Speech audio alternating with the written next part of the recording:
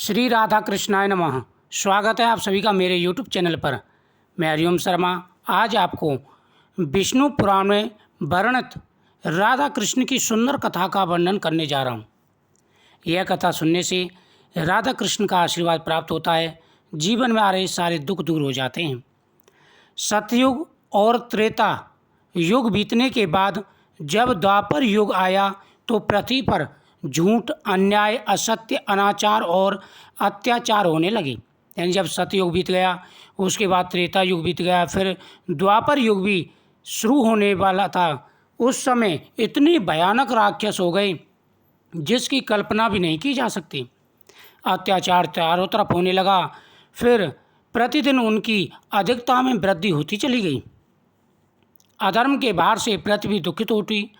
उसने ब्रह्मा, विष्णु और शिव के पास पहुंचकर प्रार्थना की कि वे उसे इस असहनीय भार से मुक्त करें। माता पृथ्वी भार सहन कर सकती है, लेकिन पाप सहन नहीं होता। जब इतना पाप बढ़ गया, माता पृथ्वी भगवान शिव, ब्रह्मा और महेश के पास गई। भगवान विष्णु के पास गई, भगवान शिव से प्रार्थना की और ब्रह्मा जी से दुखित होकर के कहने लगी। त्रिदेवों से उन्होंने प्रार्थना की। कोई उपाय न देखकर विष्णु जी ने कहा, चलिए हम लोग भगवान के पास चलें।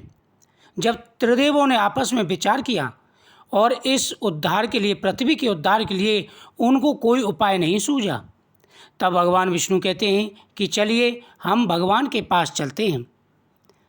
विष्णु, लक्ष्मी, ब्रह्मा और शिव के साथ सभी लोग गोलोक धाम में पहुँचे। उन्होंने परम ब्रह्म परमेश्वर श्री कृष्ण के रूप में और उनकी माया को राधा के रूप में देखा। सभी देवता मिलकर के ब्रह्मा, विष्णु, महेश देवियों के साथ में गोलोक धाम में पहुँचे। गोलोक धाम की सुंदरता विशेष दिव्य है। वहाँ पर खम्भों में मणि लगे हुए हैं जो सूर्यों के समान चमकते हैं। दरवाजे पर ललता सखी पहरा देती हैं। भगवान विष्णु ने जाकर ललता सखी से कहा कि जाकर के भगवान कृष्ण से बोलिए कि हम मिलने आए हैं। ललता सखी ने भगवान कृष्ण से जाकर के कहा। भगवान कृष्ण ने कहा कि उनसे पूछिए वह कौन सी पृथ्वी से आए हैं।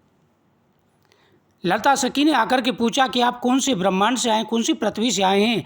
भगवान विष्णु ने कहा कि जिस पृथ्वी पर भगवान कृष्ण ने पहला प्रश्नगर्भ नाम से अवतार लिया था, वहाँ से हम आए हैं। भगवान विष्णु ने उनको अंदर आने की आज्ञा दी। भगवान कृष्ण ने भगवान विष्णु को अंदर आने की आज्ञा दी। उन्होंने राधा रानी को और भगवान कृष्ण को बाल रूप में देखा। गोलोक के वृंदावन नामक सुंदर और सुरम्य वन में एक सुंदर आश्रम था। उसी के निकट एक नदी बह रही थी। विष्णु ने परम ब्रह्म परमेश्वर को पृथ्वी के दुख की कथा सुनाई तो उन्होंने कहा, मैं पृथ्वी के दुख से परिचित हूँ। जब भगवान विष्णु ने कहा कि पृथ्वी दुखित होकर के हमको यहाँ लेकर के आई है, पृथ्वी पर विशेष अत्याचार हो रहे हैं, असंख्य राक्षस हो गए हैं जो हमारे मारे नहीं मर रहे। भगवान श्री कृष्ण बोले कि हे विष्णु, मैं सब कुछ जानता हूँ, पृथ्वी के दुख से मैं परिचित हूँ। पृथ्वी को भार मुक्त करने के लिए शीघ्र ही मैं ब्रज में श्री कृष्ण के रूप में अवतार लेने वाला हूँ और पृथ्वी के भार को, पाप को दूर करने के लिए मैं शीघ्र ही श्री कृष्ण के रूप में अवतार लूँगा। मैं वासुदेव की पत्नी देवकी के गर्भ से जन्म लूँगा। मैं वासुदेव की पत्नी श्री देवकी के गर्भ से जन्म लूँगा और क्योंकि मैं अपनी माया से और मेरी माया मुझसे पृथक नहीं रह सकती, इसलिए मेरी माया राधा के रूप में बरसाने में वृषभान गोप के घर में जन्म लेगी और उसके बाद मैं पृथ्वी को इस भार से मुक्ति दिलाने का प्रयास करूंगा। हे विष्णु, इस प्रकार से मैं और राधा दोनों ही पृथ्वी लोक पर अवतार ग्रहण करेंगे। अवतार ग्रहण करने के बाद में मैं पृथ्वी को पाप से मुक्त कर दूंगा, क्योंकि एक एक पापी का वध करना विशेष ही कठिन है। द्वापर युग में इतने बरदानी पापी हो चुके हैं कि उनका वध करना बहुत ही कठिन है। इसलिए मैं ऐसा उपाय करूँगा, संसार के समस्त पापी स्वयं ही लड़ भिड़कर पृथ्वी को भारहीन बना देंगे। और मैं ऐसा प्रयत्न करूँगा जिससे उनका आपस में मतभेद होगा, लड़ाई झगड़ा होगा और वह आपस में ही लड़ कर के मर जाएंगे। कुछ राक्षसों को मैं मारूंगा, पृथ्वी को इन राक्षसों से शून्य कर दूंगा। आप लोग निश्चिंत होकर के अपने अपने धाम को पधारिए और मेरे आदेशों को प्रतिज्ञा कीजिए। मैं जैसा कहता हूँ उसी प्रकार से तुम वहाँ पर मेरे आदेशों का पालन करें। मैं शीघ्र ही अवतार लूँगा। जब जब धरती पर अधर्म ज़्यादा होता है तभी मैं अवतार ग्रहण करता हूँ।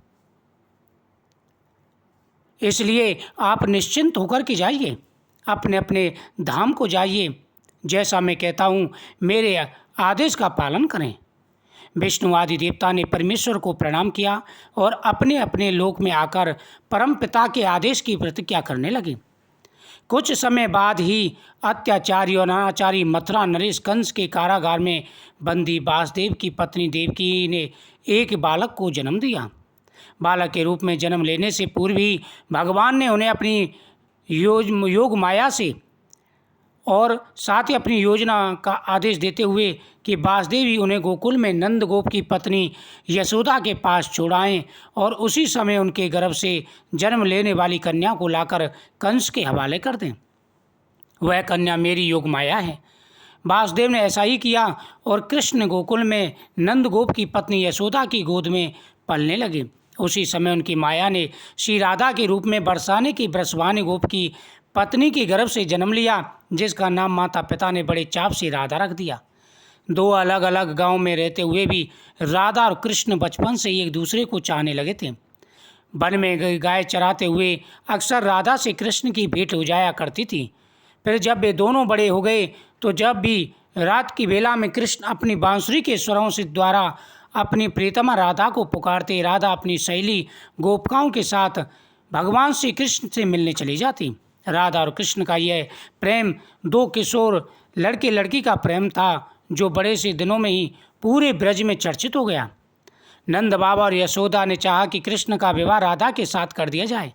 उधर बरसाने में ब्रजभान और उनकी पत्नी कलावती भी यही चाहती थी। एक शुभ दिन देखकर राधा और कृष्ण का विवाह संपन्न हो गया। पूरा ब्रज प्रदेश आनंद उत्साह हो गया और भगवान श्री कृष्ण ने समय पर आने पर ब्रज को और पूरी पृथ्वी को राक्षसों से शून्य कर दिया। भगवान ने सभी राक्षसों को शून्य करके धर्म की स्थापना की। उसके बाद में समय आने पर वो अपने बैकुंठ धाम गोलोक धाम को